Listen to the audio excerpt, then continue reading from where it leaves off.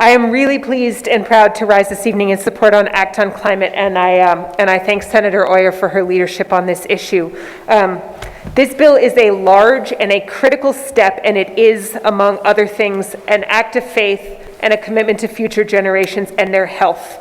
As I said, I thank Senator Euer for her leadership on this, as well as that of my colleagues throughout the Agriculture and Environment Committee and in the Chamber.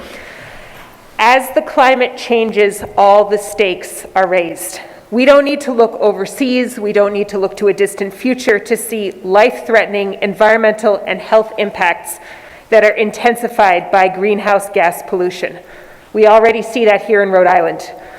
These increasing disruptions to ordinary life that climate change brings with it, including floods and droughts and wildfires and instability in the food system, hit the most vulnerable first and hits them hardest.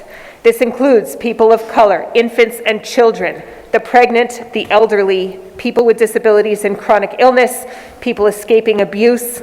Like every crisis, climate change exacerbates inequality.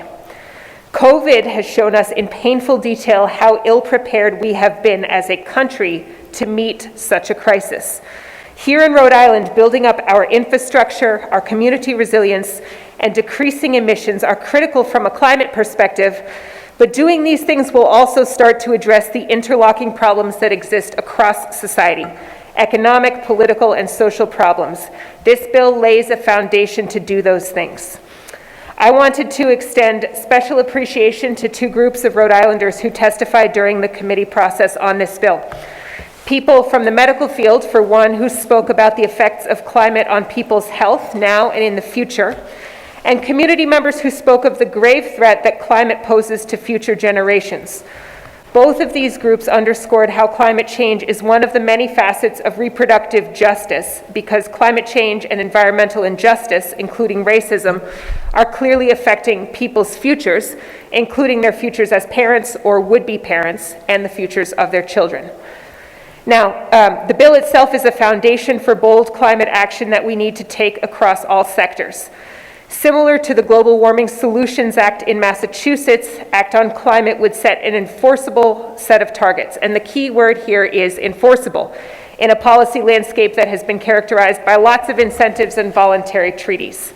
After the bill is passed, it would then be up to the state, both state agencies and the legislature, to craft policies to help us meet those targets, policies that are specific to the needs of our communities. No one bill should do everything, but we do need a baseline that has teeth, and we have that in this bill. Specifically, Act on Climate mandates a 45% economy-wide reduction in greenhouse gases by 2030. This is ambitious and it's achievable. And more to the point, we have to achieve it. We can't argue with science.